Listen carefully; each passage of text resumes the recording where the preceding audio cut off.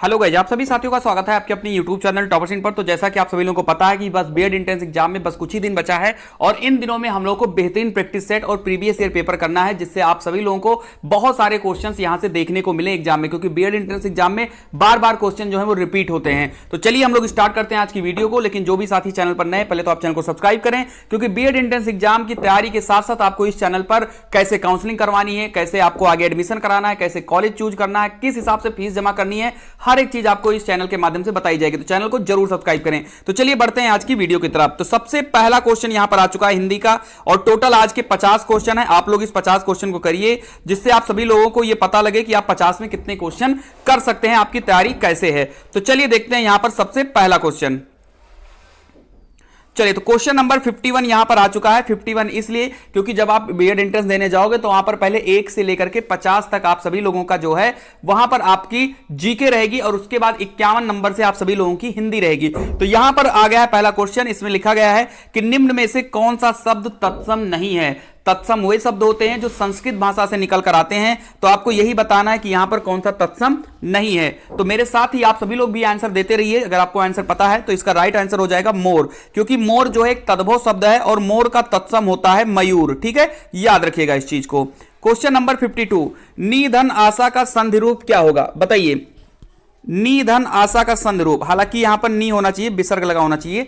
तो नी धन आशा का जो है संधि रूप क्या होगा? आंसर दीजिए सभी लोग भैया। चलिए, बिल्कुल, तो जिन्होंने भी पहला ऑप्शन दिया है निधन आशा बराबर निराशा, उनका बिल्कुल करेक्ट है। ये एक विसर्ग संधि का जो है एक बेहतरीन सा एग्जांपल है ये। चलिए, क्वेश्चन नंबर 53, निम्न में से कौन सा शब्द तत्सम है? लोचन, लोहा, लाख या लाज? बताइए बताइए। 53 का आंसर दीजिए। आप सभी लोग भी अपना आंसर जरूर टाइप करें, जिससे हमको पता चले कि आप लोग कितना आंसर दे रहे हैं। चलिए, तो इसका तत्सम की बात करें तो लोचन। ठीक है, लोचन जो है इसका बिल्कुल ही करेक्ट आंसर हो जाएगा, क्योंकि ये संस्कृत से जो है हिंदी में आया हुआ है। करेक्ट है। चलिए, तो जब कोई चीज संस्कृत से हिंदी में आता है तो उसको हम तत्सम शब्द बोलते हैं। क्योंकि किस प्रकार का अव्यय है? परिमाण बोधक, संबंध सूचक, समुच्चय बोधक या विस्मयादि बोधक? बिल्कुल, सभी लोग आंसर टाइप करें। चलिए, तो क्योंकि जो आपका क्योंकि होता है ये आपका जो है बिल्कुल समुच्चय बोधक हो जाएगा। क्योंकि का जो शब्द होता है इसका हम प्रयोग करते हैं किसी भी दो शब्दों या दो वाक्यों को जोड़ने के लिए। जब हम किसी दो शब्दों या दो वाक्यों को जोड़ते हैं तो उसको हम समुच्चय बोधक बोलते हैं। जैसे कहा जाता है ना कि वो फेल हो गया क्योंकि उसने मेहनत नहीं की, तो यहां पर क्योंकि इसीलिए प्रयोग हुआ क्योंकि हम दो वाक्यों को या दो शब्दों को हम जोड़ने का काम कर रहे हैं यहां पर। ठीक है, चलिए, क्वेश्चन नंबर 55, निम्न में से कौन सा शब्द विदेशी है? घोड़ा, खीर, ऊंची या चूल्हा? तो यहां पर इसको पहले करेक्ट करिए, ये ऊंची नहीं है, ये कैंची है। ठीक है, और इसका सही आंसर भी यही होगा, क्योंकि कैंची जो है वो आपका एक विदेशी शब्द है। चलिए, क्वेश्चन नंबर 56, चक्रपाणी में कौन सा समास है? तत्पुरुष, बहुब्रीहि, द्वंद्व या द्विगु? बताइए। चक्रपाणी, बताइए। चलिए, तो सबसे पहले हम आपको समास के बारे में बता दें। एक आपका अव्ययी भाव समास होता है। अव्ययी भाव समास में आपको अव्यय लगे हुए मिलते हैं, जैसे कि प्रति, अनु, आ, भर, हर, यथा, ये सारी चीजें अगर आपको आगे लगे मिल जाएं तो वो अव्ययी भाव समास होता है।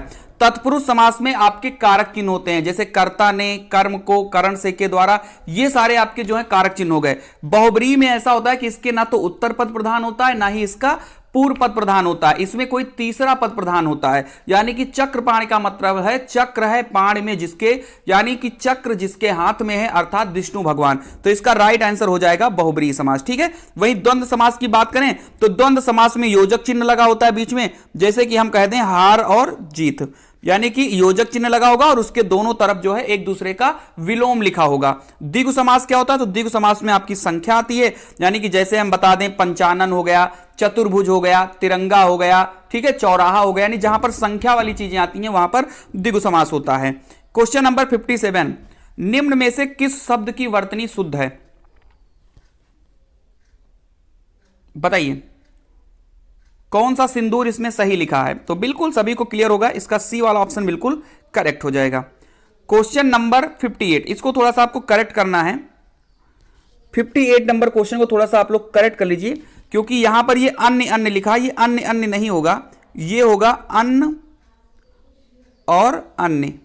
ठीक है, अन्न और अन्य होगा ये। बताइए कौन सा सही है?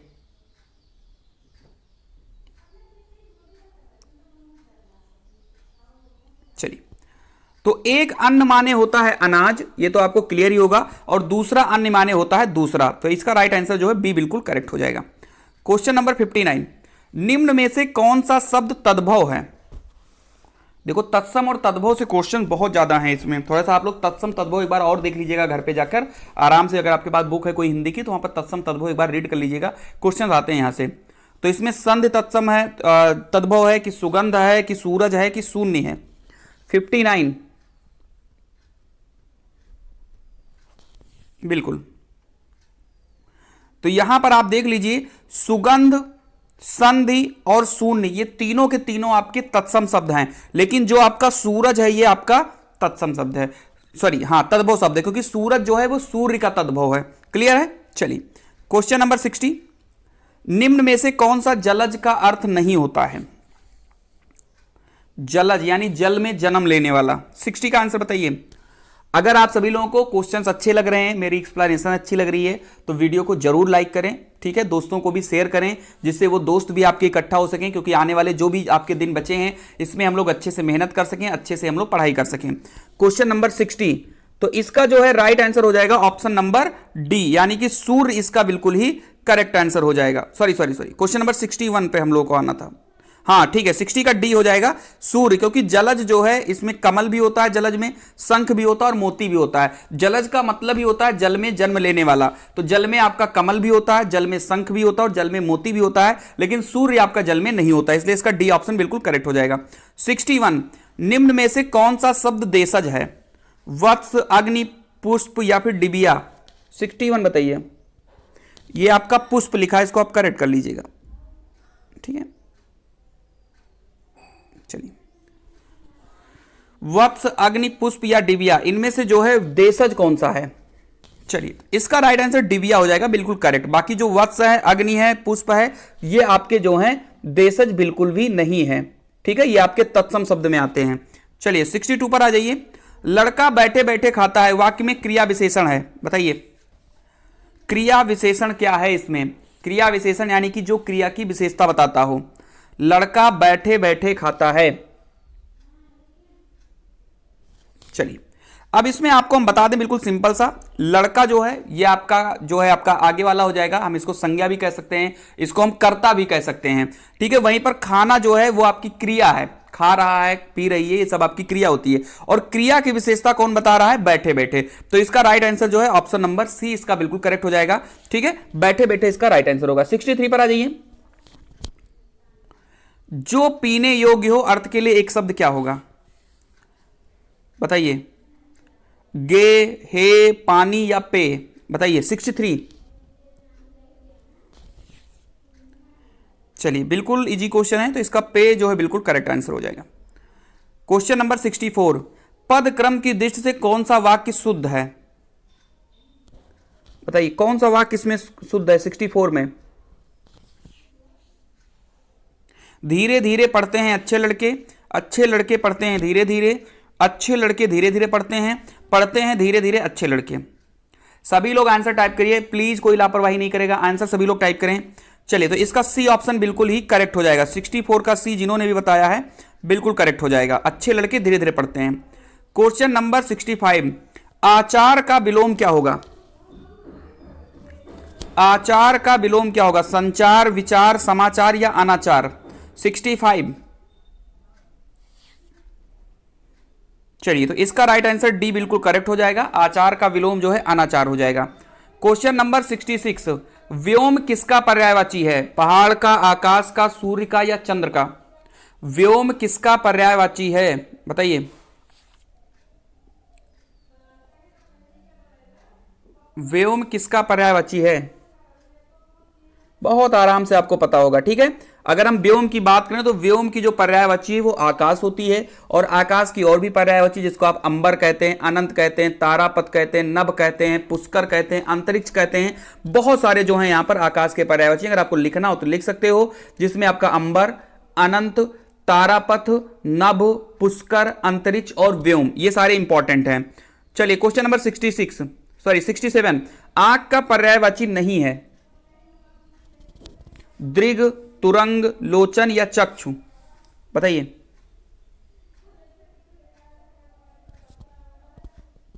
चलिए, तो आंख की पर्यायवाची की अगर हम बात करें तो आंख की कई सारी पर्यायवाची होती हैं। एक आपका अक्षी होता है,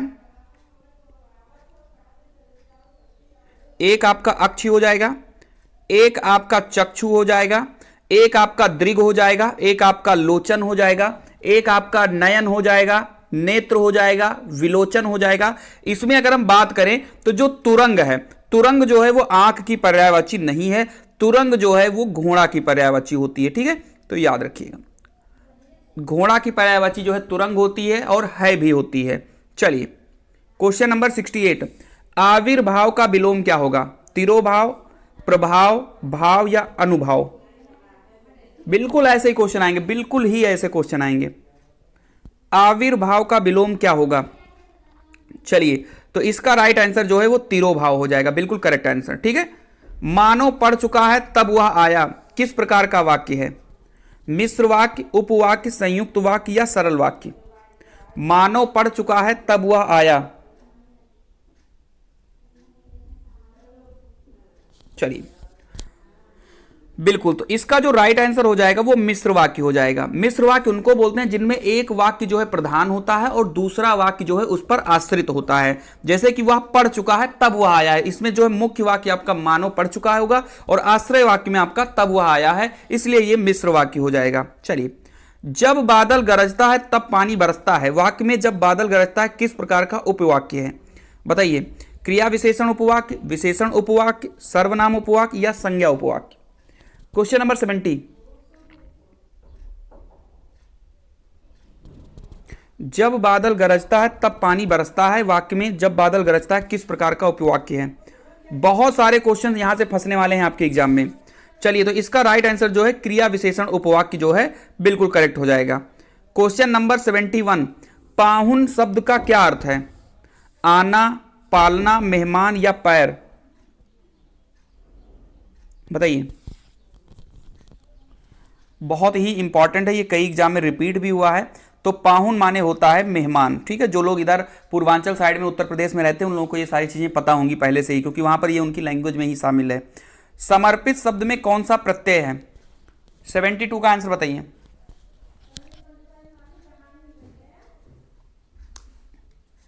बताइए, समर्पित में कौन सा प्रत्यय है? चलिए, तो 72 का जो है यहां पर डी वाला ऑप्शन बिल्कुल ही करेक्ट हो जाएगा। ठीक है, इत जो है बिल्कुल ही करेक्ट हो जाएगा, समर्पित शब्द।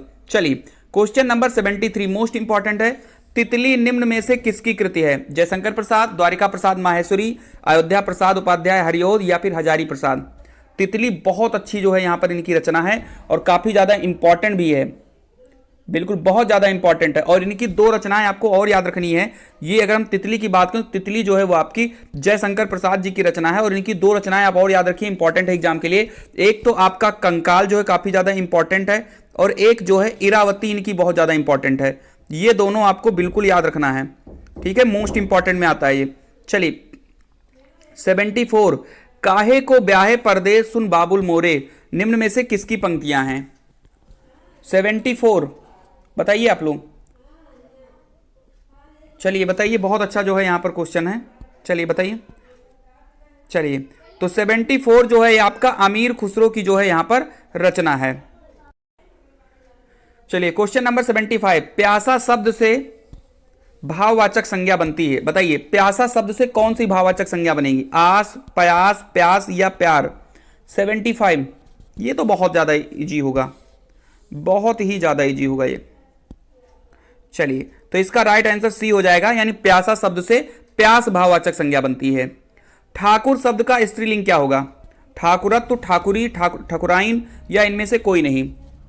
76,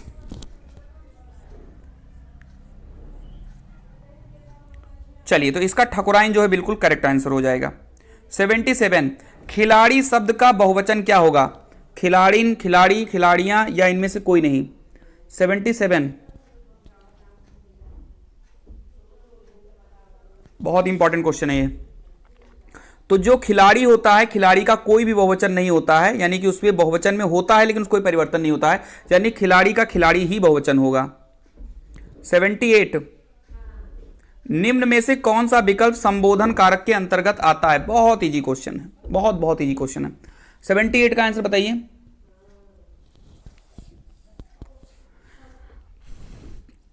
बहुत बढ़िया। चलिए, तो इसका ए वाला ऑप्शन बिल्कुल करेक्ट हो जाएगा, क्योंकि यहां पर आपको संबोधन चिन्ह भी दिख रहा होगा। ठीक है, तो यही आपका संबोधन कारक है। क्वेश्चन नंबर 79, उसका भाई खेलता है, दिया गया वाक्य कौन से सर्वनाम का उदाहरण है? उसका भाई खेलता है, दिया गया वाक्य कौन से सर्वनाम का उदाहरण है? निजवाचक, पुरुषवाचक, संबंधवाचक या निश्चयवाचक? बताइए। बिल्कुल, तो उसका भाई खेलता है, यह आपका पुरुषवाचक सर्वनाम हो जाएगा, बिल्कुल ही करेक्ट हो जाएगा। चलिए, क्वेश्चन नंबर 80, व्यापार शब्द का विश्लेषण शब्द क्या होगा? व्यापारो, व्यापारिक, व्यापारी या ये सभी? बताइए। Question number 80। चलिए, व्यापार शब्द का विश्लेषण क्या होगा? तो इसका राइट आंसर हो जाएगा व्यापारिक, बिल्कुल ही करेक्ट आंसर। यदि उसने पढ़ाई की होती तो वह पास हो जाता में कौन सा काल है? वर्तमान काल, भूतकाल, भविष्यकाल या इनमें से कोई नहीं? Question number 81। चलिए, यदि उसने पढ़ाई की होती तो वह पास हो जाता, तो इसमें आपका जो है एक भूतकाल का नाम होगा, यानी कि हेतु, हेतु मद भूतकाल, उसका भूतकाल का जो है एक होता है पार्ट ही है भूतकाल का, हेतु हेतु मद भूतकाल। तो ये भूतकाल का ही जो है यहां पर उदाहरण लिखा हुआ कि यदि उसने पढ़ाई की होती तो वह पास हो जाता। लिखिए क्वेश्चन नंबर 82, भाषा की कक्षा में समाचार पत्र पत्रिकाओं का उपयोग यह सुनिश्चित करता है कि शिक्षण सामग्री का उपयोग हो रहा है, बच्चों की भाषा पर समाचार पत्र पत्रिकाओं का प्रभाव पड़े, बच्चों को मुख्य शीर्षक याद है, बच्चे प्रमाणित लेख, विचार आदि पर अपनी प्रतिक्रिया देने की क्षमता रखते हैं। क्वेश्चन नंबर 82 बताइए। भाषा की कक्षा में समाचार पत्र पत्रिकाओं का उपयोग यह सुनिश्चित करता है कि, तो क्वेश्चन नंबर इसका 82 का सीधा राइट आंसर डी हो जाएगा कि बच्चे प्रमाणित लेख, समाचार आदि पर अपनी प्रतिक्रिया देने में क्षमता रखते हैं। 82 का डी बिल्कुल करेक्ट हो जाएगा। 83 पर आ जाइए। कौन से वाक्य में क्रिया प्रधान रहती है? कृतिवाच, कर्मवाच या फिर भाववाच? 83। चलिए, बहुत बढ़िया। तो 83 का जो है भाववाच बिल्कुल करेक्ट हो जाएगा, क्योंकि कृतिवाच में कर्ता प्रधान होता है, कर्मवाच में कर्म प्रधान होता है और भाववाच में क्रिया प्रधान होती है। जैसे भाववाच आपने देखा होगा, मुझसे चला नहीं जाता, मुझसे खाया नहीं जाता, मुझसे पिया नहीं जाता। तो जहां पर आपकी सिर्फ और सिर्फ क्रिया प्रधान होती है वहां पर भाववाच हो जाता है। क्वेश्चन नंबर 84, प्रबंध काव्य के कितने भेद हैं? बताइए, प्रबंध काव्य के कितने भेद हैं? 3, 4, 2 या 5?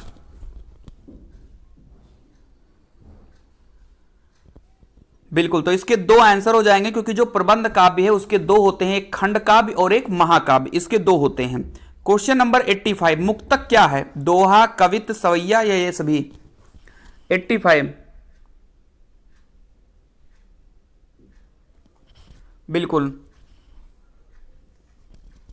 मुक्तक ऐसे होते हैं जो जैसे कोई भी एक रस और कोई भी आप एक छंद कह दें तो वो जो है एक ही रस या छंद से पूरा का पूरा भाव जो है प्रकट हो जाए, तो उसी को ही हम मुक्तक कहते हैं। तो इसमें जो आपका दोहा है, कवित्त है, सवैया है, ये तीनों के तीनों जो है वो आपके मुक्तक के ही उदाहरण है। तो काफी ज्यादा इंपॉर्टेंट क्वेश्चन है ये। क्वेश्चन नंबर 86, सैनिक देश हित में जान देते हैं, रेखांकित शब्द क्या है? जातिवाचक संज्ञा, भाववाचक संज्ञा, व्यक्तिवाचक संज्ञा या इनमें से कोई नहीं?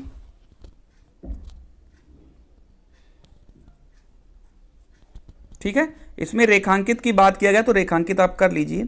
सैनिक जो है आपका रेखांकित है। बताइए सैनिक जो है कौन सा है? जातिवाचक संज्ञा है, भाववाचक संज्ञा है, व्यक्तिवाचक संज्ञा है या इनमें से कोई नहीं? तो बिल्कुल 86 का राइट आंसर ए हो जाएगा, जातिवाचक संज्ञा बिल्कुल करेक्ट हो जाएगा। क्लियर है? चलिए, सुनीता खाना बना रही है में कौन सा काल है? ये तो बहुत इजी क्वेश्चन है। 87 का आंसर सभी लोग टाइप करिए। वर्तमान काल, भूतकाल, भविष्य काल या इनमें से कोई नहीं? बिल्कुल, तो इसका वर्तमान काल बिल्कुल ही करेक्ट हो जाएगा, 87 का ए, क्योंकि वह खाना बना रही है तो ये आपका क्या हो जाएगा? वर्तमान काल हो जाएगा। जहां कर्ता प्रधान हो वहां कौन सा वाच्य होता है? अभी अभी हमने बताया है, जस्ट अभी अभी हमने बताया है। चलिए, तो जहां पर कर्ता प्रधान होता है वहां कृतिवाच्य होता है, जहां पर कर्म प्रधान होता है वहां कर्मवाच्य होता है, जहां पर क्रिया प्रधान होती है वहां पर भाववाच्य होता है। तो इसका आंसर सी बिल्कुल करेक्ट हो जाएगा। 89, 98 शब्द में कौन सा समास है? अव्ययी भाव, द्वंद्व समास, द्विगु समास या कर्मधारय समास? अव्ययी भाव समास ऐसे समास होते हैं जिसमें अव्यय लगे होते हैं, जैसे आपके आगे मिलेगा, जैसे प्रतिदिन हो गया, हर दिन हो गया, ठीक है, ऐसे ही भरपेट हो गया। जहां पर आपको अव्यय मिल जाए, भर मिल जाए, अनु मिल जाए, प्रत मिल जाए, यावत मिल जाए, ये सब आपके अव्ययी भाव होते हैं। द्वंद्व समास में क्या होता है कि द्वंद्व समास में आपका योजक चिन्ह लगा होगा और दोनों तरफ जो है एक दूसरे का विलोम लिखा होगा, जैसे पापा मम्मी, उसके बाद में राजा रानी या हार जीत, ठीक है, इस तरीके की चीजें लिखी होंगी। द्विगु समास में क्या होता है कि संख्या लिखी होती है, जैसे यहां 98 में संख्या लिखी है तो द्विगु आपका ये बिल्कुल करेक्ट हो जाएगा। ठीक है, 89 का सी। 90 पर आ जाइए। सत धन मार्ग सन्मार्ग किस संधि का उदाहरण है? सत धन मार्ग सन्मार्ग किस संधि का उदाहरण है? स्वर संधि, व्यंजन संधि, विसर्ग संधि या यण स्वर संधि? Question number 90। चलिए, तो इसका राइट आंसर हो जाएगा व्यंजन संधि, बिल्कुल ही करेक्ट आंसर हो जाएगा। क्वेश्चन नंबर 91, निषेध शब्द में किस उपसर्ग का प्रयोग किया गया है? निस, निस, निस या नी? बताइए, निषेध में किस उपसर्ग का प्रयोग किया गया है? 91। चलिए, तो इसका जो है राइट आंसर जो है 91 का डी हो जाएगा। तो जिन लोगों ने भी डी क्लियर किया है बिल्कुल ही करेक्ट आंसर है आपका। चलिए, क्वेश्चन नंबर 92 पर आ जाइए। वीर तुम बढ़े चलो, धीर तुम बढ़े चलो, सामने पहाड़ हो कि सिंह की दहाड़ हो, तुम कभी रुको नहीं, तुम कभी झुको नहीं। चलिए बताइए, इसमें कौन सा रस है? हास्य रस, करुण रस, वीर रस या संयोग रस? ये तो कोई भी बता देगा, जो भी अच्छा छात्र है तुरंत बताएगा इसको। तो 92 का जो राइट आंसर है वो सी हो जाएगा, क्योंकि ये वीर रस का जो उदाहरण है। ठीक है, चलिए 93 पर आ जाइए। सिर झुका तूने नियत की मान ली या बात, स्वयं ही मुरझा गया तेरा हृदय जलपात। पंक्ति में कौन सा अलंकार है? Question number 93। सिर झुका तूने नियत की मान ली यह बात, स्वयं ही मुरझा गया तेरा हृदय जलपात। बताइए।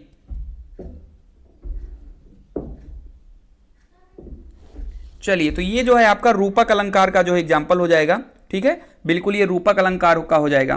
ठीक है, चलिए, तुलसीकृत शब्द का समास है। तुलसीकृत शब्द में कौन सा समास है? बताइए। अव्ययी भाव समास, तो अव्यय तो इसमें लगा नहीं, ये होगा ही नहीं। द्विगु समास, करण तत्पुरुष समास, बहुब्रीहि समास। 94 का आंसर बताइए। चलिए, तो देखो अव्ययी भाव समास होगा नहीं क्योंकि इसमें अव्यय नहीं लगा, द्विगु समास होगा नहीं क्योंकि इसमें कोई संख्या नहीं लगी है, और बहुब्रीहि समास होगा नहीं क्योंकि कोई तीसरे का अनुभूत नहीं होती है। तुलसीकृत का अगर हम विग्रह करते हैं, समाज विग्रह, तो यह आएगा तुलसी के द्वारा कृत या तुलसी के द्वारा रचित। तो ये आपका जो है तत्पुरुष समास में आ जाएगा, और वो भी करण तत्पुरुष। ठीक है, करण तत्पुरुष क्या होता है? कर्ता ने कर्म को करण से के द्वारा, यानी जिसमें किसी के द्वारा कोई काम होता है तो वहां पर करण तत्पुरुष समास हो जाता है। निधन चल का संधि विच्छेद क्या होगा? 95 पे आ जाइए। 95। चलिए, तो निधन चल आपका निश्चल हो जाएगा, यानी 95 का जो राइट आंसर होगा वो डी हो जाएगा, और ये विसर्ग संधि का उदाहरण है। 96। अगर भाई क्वेश्चन अच्छे लगे हैं, समझाने का तरीका अच्छा लगा है, तो ज्यादा नहीं, बस एक जो है आप लोग लाइक करिए, और चैनल पर नए हो और बीएड करने जा रहे हो तो सबसे पहले तो आप इसको सब्सक्राइब करिए, क्योंकि इस चैनल पर पढ़ाई के साथ साथ आप सभी लोगों को सारी चीजें गाइडेंस भी दी जाएगी। बीएड में एडमिशन कैसे लेना है, क्या क्या चीजें करनी है, कैसे कैसे डॉक्यूमेंट्स लगने हैं, वो सब आपको बताया जाएगा। गांधीज्म शब्द में किस शब्द के प्रत्यय का प्रयोग किया गया है? अंग्रेजी, तत्सम, तद्भव या देशज? ठीक है, तो गांधीज्म जो है वो अंग्रेजी शब्द है, तो इसका राइट आंसर ए जो है बिल्कुल करेक्ट हो जाएगा। 97। उत्कर्ष शब्द का विलोम बताइए। उद्भव, अपकर्ष, तद्धार या उदार?